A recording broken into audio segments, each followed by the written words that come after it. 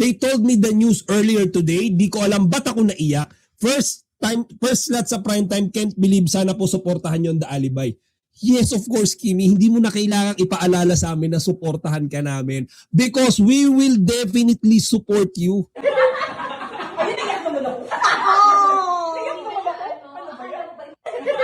Diba? So mga chika, umiiyak si Kimi dito and sa totoo lang, siguro siya rin hindi niya ini-expect yan.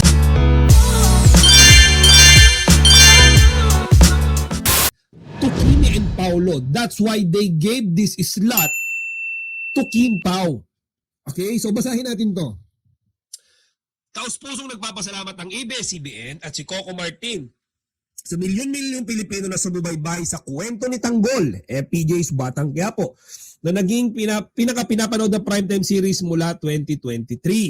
Sa pagtatapos ng FPJ's Batang Quiapo, sa Marso 13, maglulumsad ang ABS-CBN ng bagong primetime lineup. Okay, pakinggan nyo to. Magbubukas ang primetime block ng ABS-CBN ng 8 p.m. sa panununa ng The Alibay na pinangibidahan ni Kim Chiu at Paulo Abilino. O diba? Mga kachika, first ever primetime slot ng Kim Pao yan. Mga kachika, nakuha nilang dalawa. Yung sabihin, kalibel na nila yung Batang Quiapo. Diba? Kalibel na nila yung mga Coco Martin. Nandun na silang dalawa na binabash hanggang ngayon. Well, eto na yon. Sorry to DTT, hindi nila kailangan ng pagdepensa nyo. Sabi nyo, di ba? Hindi nyo nadidepensa ng Kim Pao. Well, kayo depensa nyo sarili nyo dahil tignan nyo ang Kim Pao, the success they're getting at this point in time. Sunod-sunod eh. Back to back to back. Di ba? Nedeng Batusing, thank you po sa pagbate. Thank you. So, ayan mga kachika, this is such a good news to everyone. Diba? Isipin nyo, after natin magchikahan dito sa Chika Patrol, diretso tayo sa TV, nood ng The Alibay. Ang saya, diba? Ano pang hahanapin natin? Anyways, alam nyo, hindi ko ma-explain yung kasiyahan ko kasi ang daming serye eh. Tingnan nyo ha. Susundan ito ng mystery drama na What Lies Beneath. Okay? Na kinakapitan ng mga manonood kung sino totoong killer, South Korean romance, Love Scout. And then yung isa pa is yung Forbidden Flower. Okay? Yung samantala ilipat sa ibang petsa ang inabangan teleseryeng Sigabo na pinagbabadahan ni na Coco Martin at Julia Mes habang patuloy na preparasyon ito para maghandog sa isang bago at kapanapanabik na serye sa lahat ng manonood. Patuloy na mapapanood at ma-enjoy ang mga programa ng ABS-CBN sa Kapamilya Channel, All TV2, A to Z at I1 TV. Maraming salamat. Mga chika, isipin nyo, yung Sigabo, okay, sabihin na natin, actually ito yung nabasa ko. I'll share this with you. May nabasa ako, dito na naman sa page ng kabilang basher, na kaya daw yung Kim Pao ang nakukuha ng primetime slot, diba? Alas 8 ng gabi. Dahil daw yung Sigabo ay dinelay. Sigabo ni Coco Martin and Julia Montes. Pero, sige, ilalaban ko to. Sige, oo, tama kayo. Pwedeng kaya nakuha ni Kimi tsaka ni Paulo kasi supposed to be 8:45 sila eh. Okay, for everyone's knowledge, supposed to be yung The Alibay, 8:45 yan after ng Sigabo. Okay, pero na-delay, na-postpone yung Sigabo. Okay, hear me now, bashers. Sige, nakuha ng Kim Pao yung 8 o'clock time slot. Pero tingnan nyo naman, sa dami-dami ng mga series na nandyan, nakapila dyan. Nandyan yung What Lies Beneath, nandyan yung Love Scout, nandyan yung Forbidden Flower, and yet, ibinigay sa The Alibay. Simply because sila lang yung may potential na humawak nung time slot na yan. Di ba? Sila lang eh. Yun ang masasabi natin. Mga kachika, tinan nyo yung message ni Kimi. O to the M, to the highest form of G. I can't believe nasa first time slot ang The Alibay. OMG. And I think, this is the first time na na-experience to. Hindi pala I think. And this is the first time na na-experience to ni Kimi and Paulo. Getting their very first time slot ng kanilang serye. 'Di ba? Actually mga kachika, sa sobrang saya ni Kimi, mayroong kumalat na video yesterday. And we saw Kimi crying. Look at Kimi. They told me the news earlier today. Di ko alam ba't ako naiyak. First slot sa prime time, can't believe, sana po suportahan yon The Alibay. Yes, of course, Kimi. Hindi mo na kailangang ipaalala sa amin na suportahan ka namin. Because we will definitely support you. Di ba? O, ayan.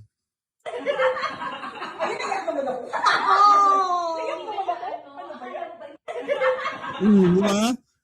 So mga chika, umiiyak si Kimi dito and we saw how happy she is. And sa totoo lang, siguro siya rin hindi niya ini-expect yan. Di ba? First, ito, to all Kimpa funny, go tayo manood ng The Alibay, takbo number 1, The Alibay, maghapunan tayo na maaga, see you on March 16. Yes! After ng Chika Patrol, Queen Catherine, diretso tayo sa The Alibay. Iaagaan ko na lang lagi yung vlog ko.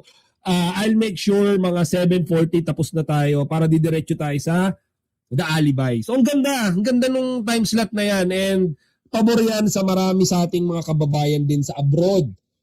'Di ba? So ayan, nako, sa totoo lang, pati si Sir MJ Felipe, sobra ang pagko-congratulate sa Kim Pao kasi na-appreciate nila all the efforts have paid. Ayan, no? Ayan.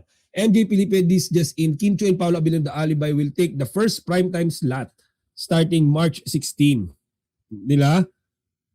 So, grabe, nakakatuwa, nakakakilig, kasi kahit success yan ni Kimi tsaka ni Paolo, nararamdaman natin parang success na rin natin, di ba? So, ayan, I can't believe nasa first time slot ang The Alibay. So, grabe, no? First time kong nakapanood ng live mo, daming bashers talaga. Nako, totoo po yan. Marami. Tawag dito, kaliwat kanan. Wala tayong magagawa. Ano yan, very common. Sa totoo lang, Madam, sino yun? RD, sa ibang channel, mas malala. I'm telling you. Tawag dito, merong mga atake doon to Paolo that is beyond or below the belt.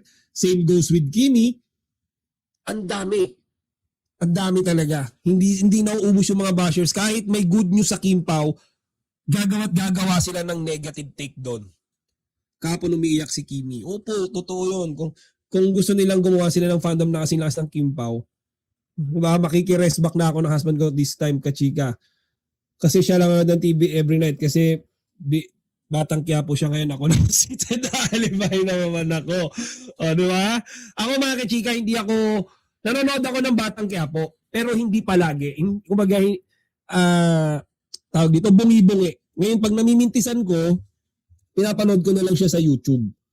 Ayun, doon ko siya pinapanood. May mga araw kasi na busy ako. So, magkatapos, di ba, minsan after nung Chika Patrol, lumalabas pa ako. Ganun ako katindi mag-grind eh. Kaya hindi ko siya napapanood palagi. Pero ito dahil The Alibay, hindi ako pwedeng mag-absent dyan. Di ba? Good PM mga kachika. Ako nanood ako ng The Alibay sa I1. Napakaganda. No more cut kasi napanood ko din sa Prime Video pero hindi nauumay. Bagkos na-excite pa ako. Totoo yan kasi syempre kapag ka nasa free TV yan, mas marami ng eksena dyan, paspahabain nila yan eh. Kung baga yung nasa Prime, director's cut na yun mga kichiga, siguro yung entire series na nawala na dun yung 25 to 30% ng story, kakakat. Diba? Sabi nga nila, diba, sa Marisol Academy, mas matitindi, hindi, si Ray Pumanoy, sabi, Abante, mas matitindi, mas intense, mas inducing, 'di ba? Yung mga eksena ngayon sa free TV compared doon sa Prime. Okay? Totoo ba nasa ASAP sila March 15? Excited to wait, sana if confirm 'yan. Sana. Uy, saan yung nabalitaan yan, Madam Bebang yan? Pwede yun, pwedeng nasa ASAP sila because it's the good times, the best time to promote their show. Joyous birthday. Ako, pogi ka birthday. Napogi pa ako. Ayan. Thank you, Madam Remianidoy. Joyous birthday, Chika Pogi. Ka-birthday mo ang firstborn grandson ko, si Ryan. Oy, Ryan Joshua Villamin. Happy birthday din sa'yo, Happy New Madam Remy Nedoy. Ayan, happy birthday. Iba-iba yung sa I1 kaysa doon sa Prime. Ayan, happy po ako na first prime time slot ng The Alibay. Pero malilate ako dahil 8 p.m. Pinas. It's 6 a.m. Colorado time. I will be driving on my way from work. Okay lang yan, Madam Reveling. Meron namang I1 TV eh. Same lang naman yan. Iba yung sa I1 kaysa doon sa Prime. Correct. Actually mga kachika, dun sa I1 TV, hindi pa ako ganun ka-updated. Parang nagsimula siya nung Monday, di ba? Hindi ko pa napapanood yung episode ng Tuesday tsaka Wednesday. Yung Monday pa lang napanood ko. Paano sa ASAP wala si Paulo? Madam Queen Catherine, malay natin, bigla na lang habang nandun si Kimi, biglang may video call, di ba? Video call. Uso naman ngayon yon habang nagbi-video call yung Kim Pao, pakikinigin nila tayo. O, di ba? May nasa ASAP pero tape na yan kung tuloy man po. Pwede ring tape, di ba? Yes, post ka pamilya pero tape na yon nung February pa yan, first Sunday of Feb. Oh, okay. Okay, tape pala. Baka si Kimi lang sa ASAP kasi wala si Paulo. Baby Franz, thank you sa pagbati sa akin. Pre-recorded na po yung sa ASAP Sunday. Okay. Okay lang yon. Tape man or hindi, mga kachika, sila pa rin naman yan eh. Bakit? Yung lie detector test na yan, last year pa yan ah. Last year, bakit mas kilig na kilig pa kayo kaysa doon sa interview nila recently? Diba? Okay lang yan. Okay lang yan kahit tape. Sila pa rin naman yun eh. Masama yun kung tape yan, tapos yung mga nandoon AI. Diba? Yun yung nakakaloko. Sila pa rin naman yun eh. Okay, so yun. Congratulations again. Wala akong masabi, no comment. Thank you very much. Thank you very much to ABS-CBN Management. Saludo ako sa inyo. Napakagandang desisyon. The Alibay yung nilagay nyo sa unang-unang slot ng primetime. The best. Yan, maraming makakapanood. Okay, first of all, mas marami ang makakapanood. Maaga pa eh. Diba? Maraming mga tao yung ganyang oras, kakakain pa lang, siesta period, nagpapaantok. Sarap niyan. Diba? And lastly, mga kikika, pabor yan doon sa mga nasa abroad. Okay? Karamihan kasi, nung mga nasa abroad, yung ganyang oras, lalo na sa US, mga around 6, 7, diba, AM, hindi yan tatama ng madaling araw. Hindi yan tatama ng alauna ng madaling araw, alas 2 ng madaling araw. So, napakaganda yan. Kumbaga, meet halfway yan. Kumbaga, watchable yung oras. Diba? So, ayan. Kachika, saludo ako sa ABS-CBN Network kasi mahal ang ating Kim Pao. At 1 hour, 8 o'clock ng gabi sa Mars 16. Ako, maski ako manood ko sa Prime Video, manonood pa rin ako. Tama yan, Madam Joseph Fischel, may Regine 82. Naku, nga ba nung nung pangalan? Ayan. Wala po sila pero ilalagay sa slot kundi wala po sila pwede ilagay sa slot kung hindi pa Kim Pao, The Alibay lamang. Napanood ko na chika, mas mahaba nga. Yung nung Monday, yung first episode, napanood ko, mahaba. Mahaba siya, 45 minutes. And guro yung mga 30% ng eksena doon, 30%, wala sa Prime. Wala yon yung mga eksena doon. Karamihan doon, yung mga nandun director's cut, doon lang natin mapapanood sa I1 TV. Hindi natin siya mapapanood sa Prime. So definitely magkaiba. Tsaka sinabi naman, nag-abiso na naman sila. Diba? Nag-abiso na sila before na ibang-iba and mas mahaba yung nasa I1 TV tsaka sa Free TV. Diba? Sinabi na yun sa mga news channel before. So ayan. Kung binigyan ng live ASAP, last February nung kumanta sila ng tahanan ng Kim Pao, sila tape kasi busy daw ang Kim Pao. Sa totoo lang, madali lang ang araw. We love you, Kim Pao. God bless. Happy birthday, Kachika Patrol. Wish you all the best. God bless you more. Thank you very much, Madam Hilma Baranda. Thank you sa mga bumate. Okay, so, ayun mga kachika, no? Actually, hindi pa nga ako nakakamove on sa nangyari kahapon. May good news kaagad tayo. And eto, siya ni Kimi. Diba? So, kaya siya parang naiiyak. Okay, ang haligi at ayan, binomba na tayo mga kachika ng mga eksena. Ayan. Kaya nga kanina sa 8 Showtime, si Kimi, syempre, Alibay, inasar na naman siya na naman yung nabunot, di ba?